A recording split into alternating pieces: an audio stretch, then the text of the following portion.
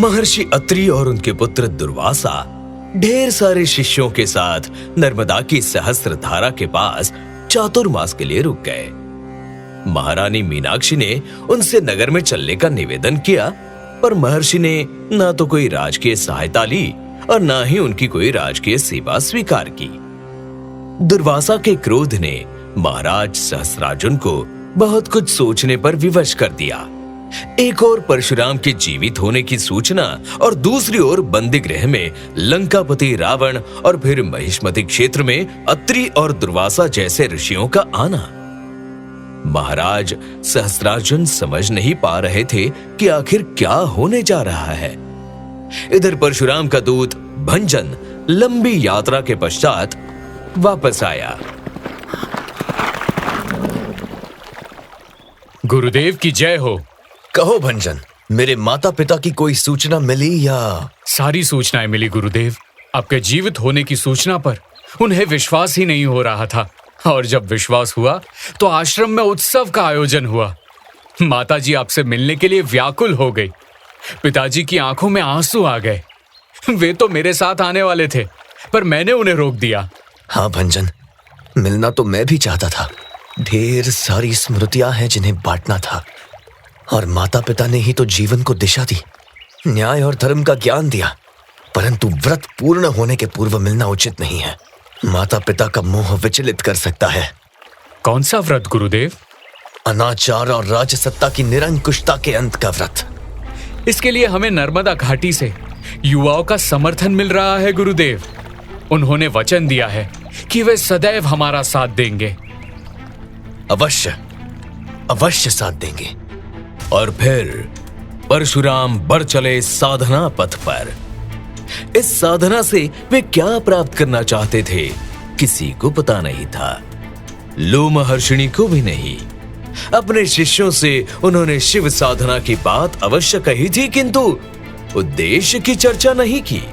इसके लिए उन्होंने अरावली पर्वत की एक गुफा का चयन किया। वहां पहुंचने का मार्ग अत्यंत दुर्गम था। एक ओर समुद्र तल से लगभग 4000 फीट ऊंची पहाड़ियां थीं, तो दूसरी ओर 700 फीट गहरा ढाल। गुफा पर्वत के शिखर पर थी, जिसमें प्राकृतिक रूप से एक मंदिर की आकृति थी। भार्गव परशुराम ने उसी गुफा में मृगचर्म बिछाया और आरंभ की देवाधिदेव महादेव शिव और आदि शक्ति भगवती की साधना। नागेन्द्रहाराय त्रिलोचनाय भस्मांगरागाय महेश्वराय नित्याय शुद्धाय दिगंबराय तस्मै नकाराय नमः शिवाय। परशुराम ने लोमा को अपनी साधना स्थली दिखाई थी। उसके द्वारा ही गुफा के द्वार पर विशाल पत्थर रखवाया और गुफा द्वार बंद कराया। गुफा में गहरा अंधेरा था। यदि कुछ दिखाई देता था तो वो था प्रकृति द्वारा निर्मित शिवलिंग, जिससे दिव्य प्रकाश रश्मियां निकल रही थीं। लोमा को परशुराम ने कुछ सावधानियां बताई थी, जिसे उसने आश्रम वासियों को बताया। आप सभी ध्यान रखें, गुरुदेव परशुराम की साधना पूरे 40 दिनों की है। इस अवधि में उनसे कोई नहीं मिल सकता। बाहर के किसी भी व्यक्ति का प्रवेश वर्जित है। किंतु देवी लोमा, 40 दिनों का निर्जला व्रत, इतना कठिन व्रत क्यों? लक्ष्य जितना बड़ा होता है, साधना उतनी ही कठोर होती है। भंजन, गुरुदेव परशुराम जिस सत्ता को चुनौती दे रहे हैं, उस पर साधना से ही विजय प्राप्त की जा सकती है। किंतु उनका परशु तो शक्ति का प्रतीक है भंजन। ये शक्ति है उनकी साधना, तपस्या और उनके समर्पण की। मंदाकिनी सलील चंदन चर्चिताय नंदीश्वर प्रमथनाथ महेश्वराय मंदार पुष्प बहु पुष्प सुपूजिताय तस्मै मकाराय नमः शिवाय। परशुराम की साधना से अरावली की पहाड़ियां शिवमय हुई। लगा जैसे भगवान शिव के अतिरिक्त कुछ भी शेष नहीं है। शिव का गहन गंभीर नाद महाराज सहस्त्रार्जुन तक पहुंचा और उन्होंने आशंकित सा महारानी मीनाक्षी से पूछा, परशुराम की साधना में इतनी शक्ति है कि वो पूरे ब्रह्मांड को कंपित कर दे? साधना में ही शक्ति होती है स्वामी, शस्त्रों में नहीं। महर्षि अत्रि और उनके पुत्र दुर्वासा की साधना ही थी कि महिष्मति के सैनिक उसके सामने ठहर नहीं सके। साधना की शक्ति थी कि नर्मदा की सहस्त्रधारा तपोस्थली बन गई और महर्षि ऋचि का आश्रम पुनः जीवंत हो उठा। हमें साधना की शक्ति पर कोई संदेह नहीं है देवी मीनाक्षी।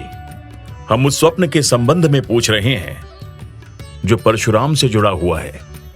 कौन सा स्वप्न? सहस्त्रों शिवलिंगों के मध्य परशुराम को तपस्या करते देखा। साक्षात महादेव और पार्वती उन्हें आशीर्वाद दे रहे थे। ये आपका स्वप्न नहीं, सच्चाई है स्वामी। मुझे सूचना मिली है कि अरावली के गुफा में परशुराम अपनी शक्ति का विस्तार करने गए हैं। यदि भार्गवों को आपने सम्मान नहीं दिया तो गंभीर संकट होगा। बस कीजिए महारानी, बस।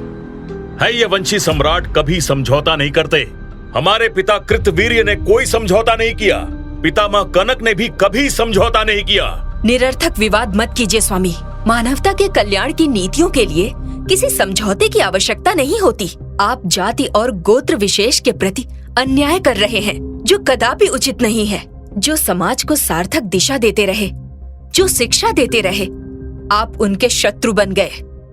महर्षि अत्रि ने क्या बिगाड़ा था आपका?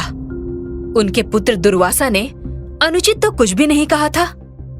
आपने उनके विरुद्ध सेना खड़ी कर दी। क्यों? महारानी मीनाक्षी ने वो सब कुछ कहा जो कभी नहीं कहा था। महाराज अर्जुन चुप हो गए, परंतु उनकी इस चुप्पी के पीछे प्रचंड अग्नि छिपी हुई थी जो कभी भी भड़क सकती थी। उधर परशुराम की तपस्या अपने अंतिम चरम पर पहुंच चुकी थी और भगवान शिव और पार्वती साक्षात उनके सम्मुख उपस्थित हुए थे। तो परशुराम ने शिव और माता पार्वती से क्या मांगा? कौन सी शक्ति अर्जित की? रोजपॉट प्रेजेंट्स चिरंजीवी परशुराम।